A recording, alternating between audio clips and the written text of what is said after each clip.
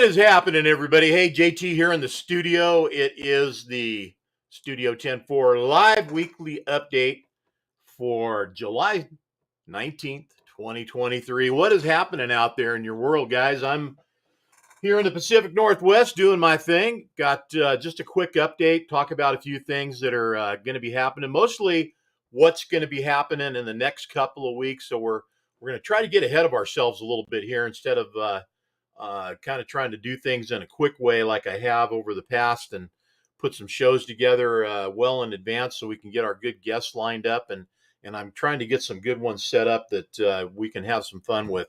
Uh, talk about a few things first before I let you know what's happening next week.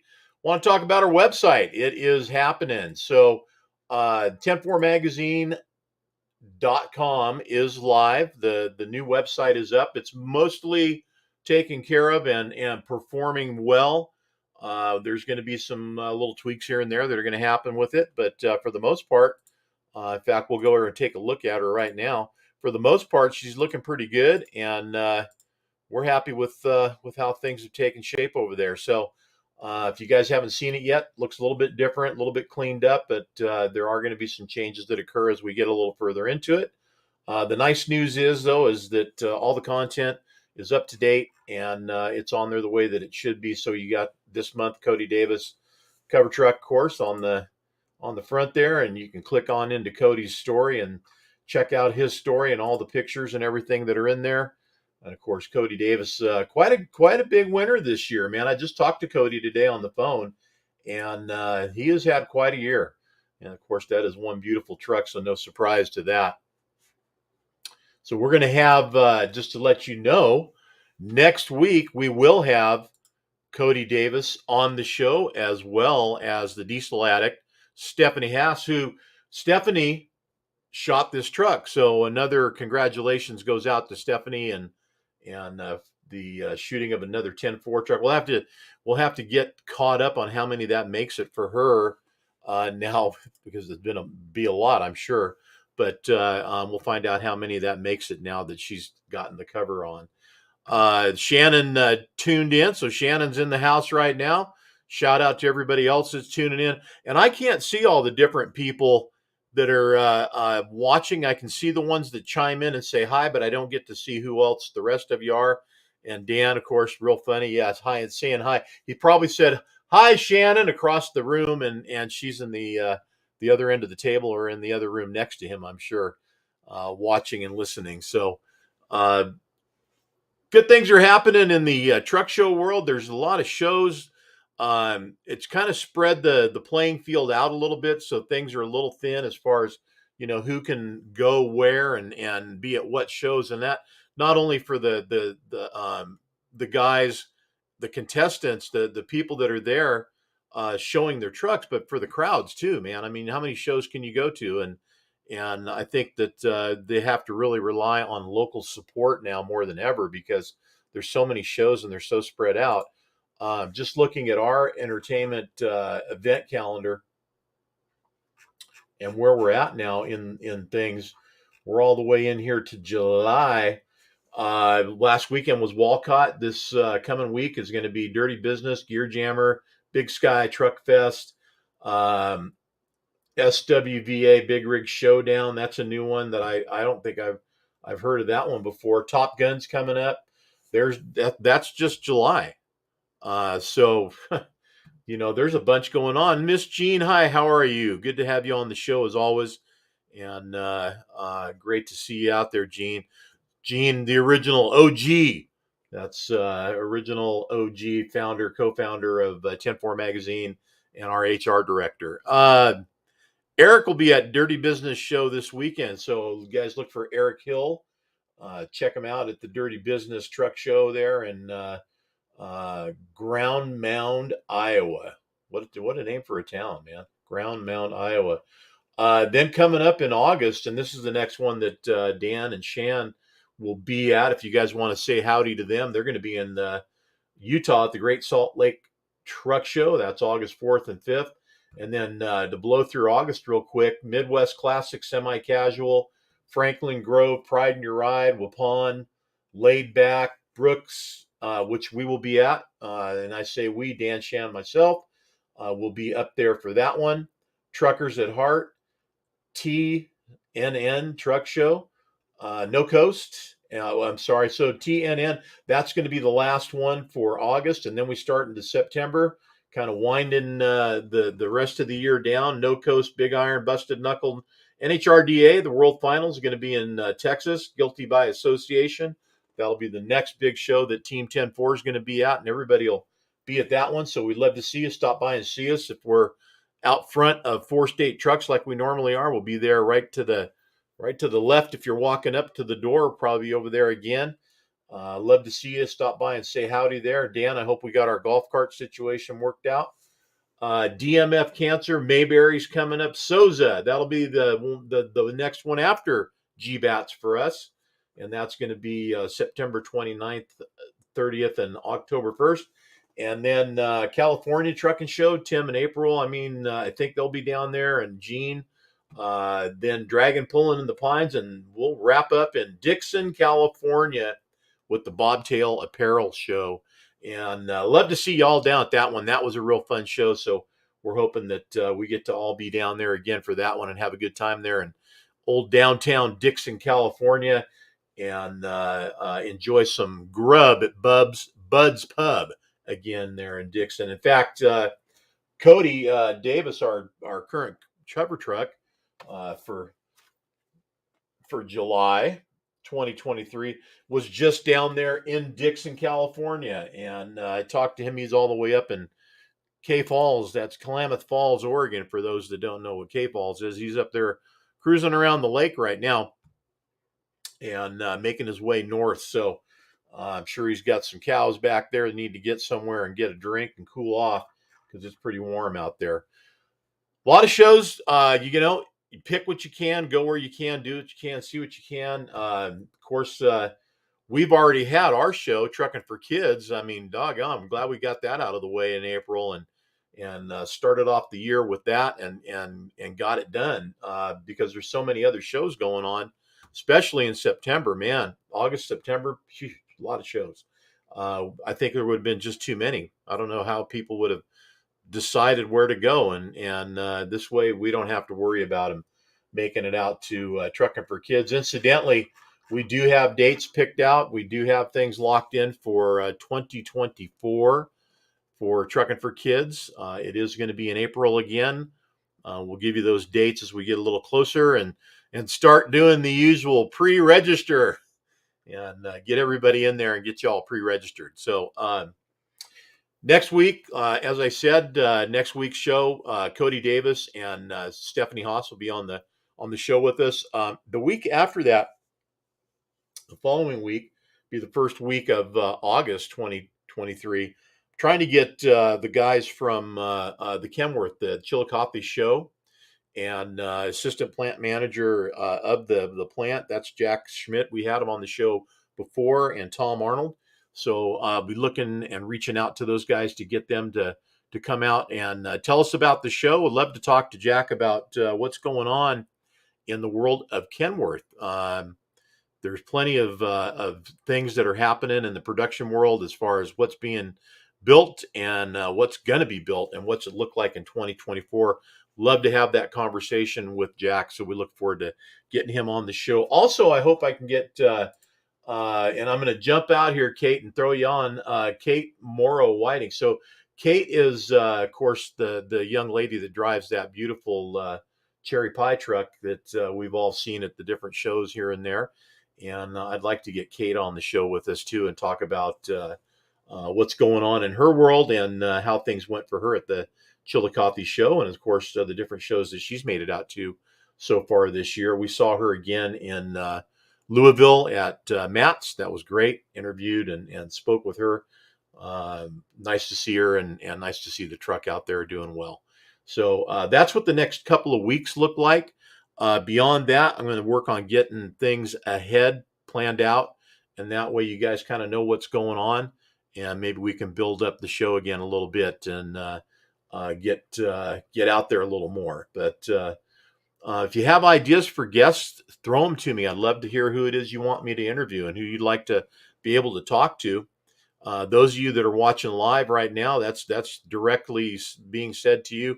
Those of you that are going to watch on the playback after we end this stream, go ahead and make your comments in the comment section underneath the video and the thread, and let us know who would you like to have on the show. I'm not afraid to ask anybody, so you tell me. It would be fun to get guys and suggestions from you guys out there as to who you want to see. Uh, on a totally another subject, I don't know if you guys, anybody out there, has been watching the congressional hearings that are going on right now, but without diving down the rabbit hole, as I've been told I do sometimes. Hey, Jamie, good to have you on. By the way, Greg, good to have you on the show. Thanks for tuning in. Uh, if you guys have been watching this at all, and if you haven't watched it, um, I'm not saying go and watch it, but you might want to, because number one, it shows what's going on out there. Stephanie, how you doing, Stephanie? She's up in Wisconsin. Good to have Stephanie join us on the show today. That's the diesel addict to the rest of you, but Stephanie Haas, good to have you on there. Um, these congressional hearings, I watched some of it today, and it just amazes me. First of all, and I'm going to say just a few things. One is that we pay these people to be up there and in charge, and supposedly running things for us. The fact that we pay these people is just bewildering to me. Um, it was like watching a kindergarten inquisition, where there was a teacher who just said, "Okay, Junior, you go ahead and you can have the floor for 5 minutes and speak."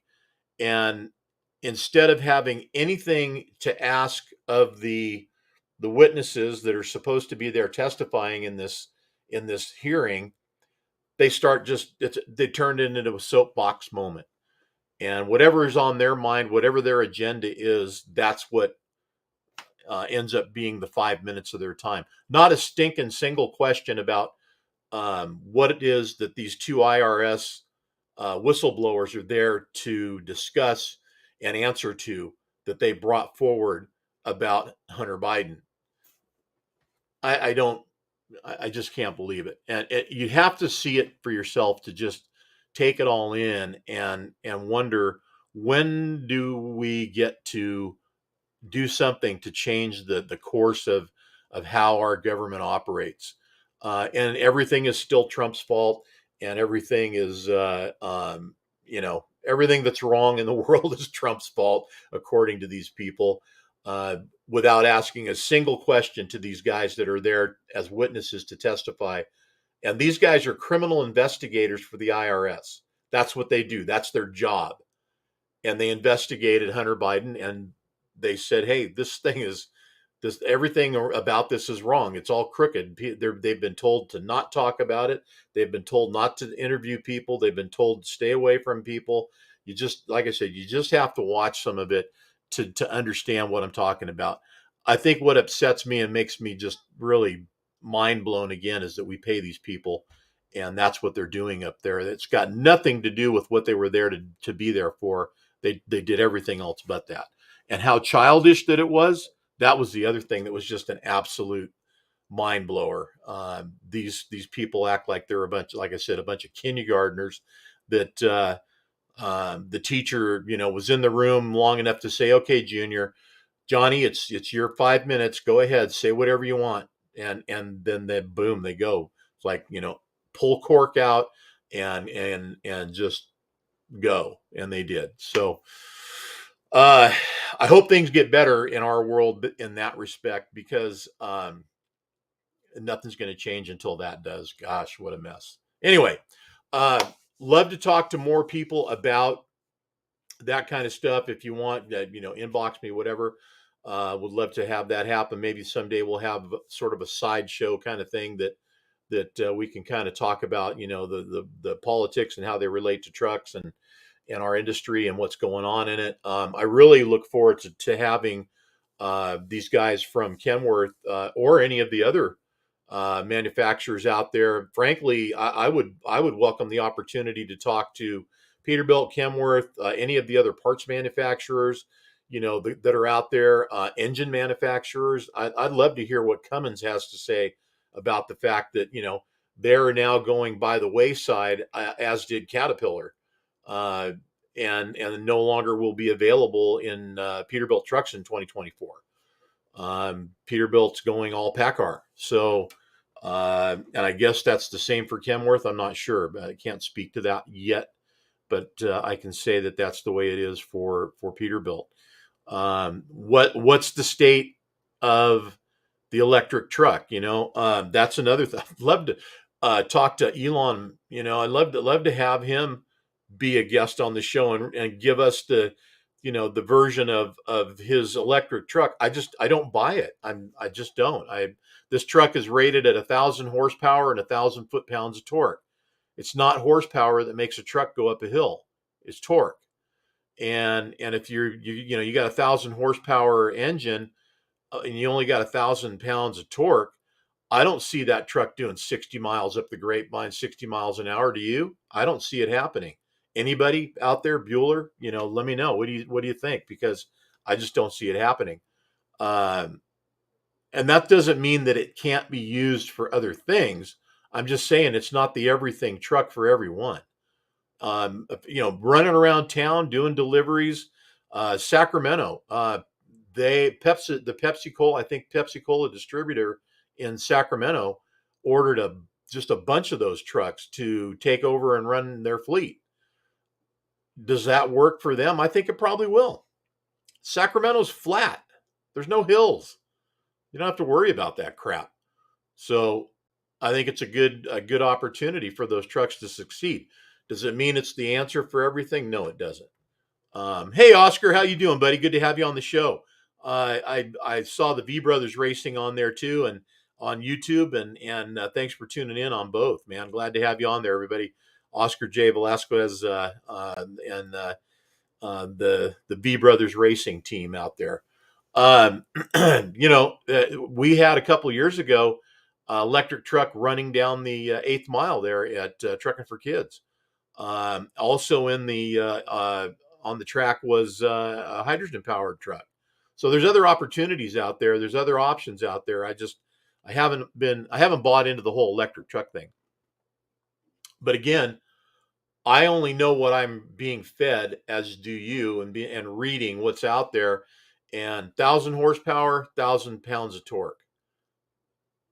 When you equate that to a regular diesel engine, 1,000 pounds of torque, we generate that much out of 425 or 450 horsepower and get that much torque, right? So, and I'm going back to like a C12 Caterpillar, which was a very popular option for line trucks and guys out there that wanted to, put a truck together for a driver. I mean, even some owner operators I knew had the C12 set up in there, but um, a 425 horsepower engine and 1,000 foot-pounds of torque. That's what that motor did, and it sure as hell didn't do 60 miles an hour up the grapevine. I know. I was passing them in my truck, and I had a C15 that was 600 horsepower and 1,850 foot-pounds of torque, or 2,000, whatever it was turned up to at that point. I was probably right around in there somewhere.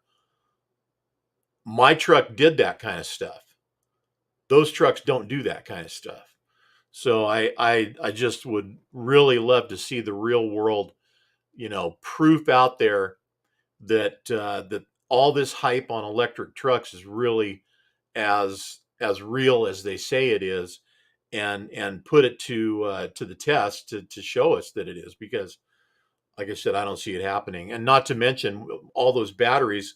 So the electric trucks get a 2,000 pound over gross 80,000, so they can run 82,000 in California because they've got those batteries.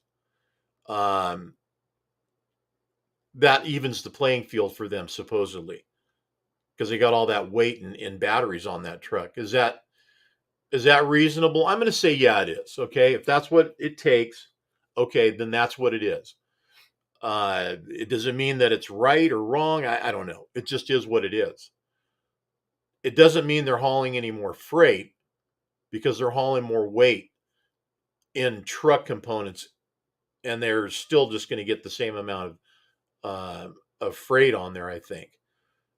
The other question I have is if that means 2,000 pounds of battery on that truck, what happens when those batteries are no longer usable? Where'd that 2,000 pounds of battery go? What happened to that? And where did it come from? What did it take to get it there?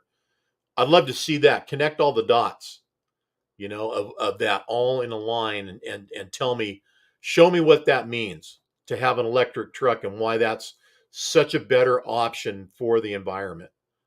Please explain that and prove it to me unemotionally. I want it analytical. I want to just see how you connect the dots and make that happen right on down the line. Make it work so that it makes sense and it's real, not the hyped up version of it, just the version of it. Love to hear it. So anyway, we'll see what we can do to get either really some of these people. Elon Musk, I don't think he's out of reach. I think the guy is very much hands on and possibly available. Who knows? We might be able to get him. Who knows? If not, we get somebody close to it and have them able to explain to all of us what it is that makes sense about all these trucks being electric and no longer diesel. But again, like I said, would love to talk to any of the manufacturers out there and get their perspective on things, especially the engine manufacturers like Cummins and Caterpillar. Caterpillar's been out of the Class 8 truck world for years. Now Cummins is going as well, at least in the Class 8 trucks. Now, that doesn't mean that they're gone out of the Ram truck world or other applications yet. As far as I know, they're still available. But I'll tell you, what does that also mean? What does that also mean in the truck world of reselling trucks and used trucks? Wouldn't you think at that point now that used trucks now are going to, jump in price? I would think so. They have to. So, the things that are out there right now, you're limited on your choices, and owner operators that are used to big power and what they're used to are not going to be able to get that anymore. So if that's the case, does that mean they can get the older trucks and still run them in all the United States, but California probably is kind of where it's going to go. So I don't know. Anyways, a lot of questions, a lot of foods for thought there, and things that we could talk about once I get the guests on that I want to get. Next week will be our Cover Trucker show. Again, tune in for Cody Davis and Stephanie Haas on the show. Upcoming shows to look for 10-4 and the gang at. The next show that everybody's going to be at. Well, the next show anybody's going to be at is going to be Dirty Business, if I'm right, Dan. Was that we said? Yeah. So Eric Hill will be at Dirty Business, and then after that, you'll look for us all at got ahead here at Brooks Truck Show up in Oregon, and then after that, check us all out at Guilty by Association Truck Show, GBATS. That's in Joplin, and that's of course that big show that's put on by the boss man Brian Martin and the Four State Chrome Shop Mafia gang, and they do that every other year. This is the year that it's going to happen. Can't wait to see everybody there. It's going to be a party and a lot of fun. And then after that, Souza Memorial. A lot of things going on there. I saw a lot of new sponsors jumping in on the Souza Memorial Truck Show bandwagon. So congratulations, guys, on that. And then for us, the final show of the year, Bobtail Apparel down in Dixon, California. So in the meantime, you guys stay safe out there. Keep it real. And you guys have any ideas, again, for future guests on the show, please private message me and let me know what you're thinking, or put it right in the comments. I'd love to hear who it is that you would love to have on the show and share with everybody. That'd be great. And we'll get them in here. I promise you. If we can't, we'll get somebody close to it and go from there. Keep the shiny side up, guys. Thanks for tuning in. As always, we'll look for you next week for our July Cover Trucker show. All right. Take care. Till then, we'll see you.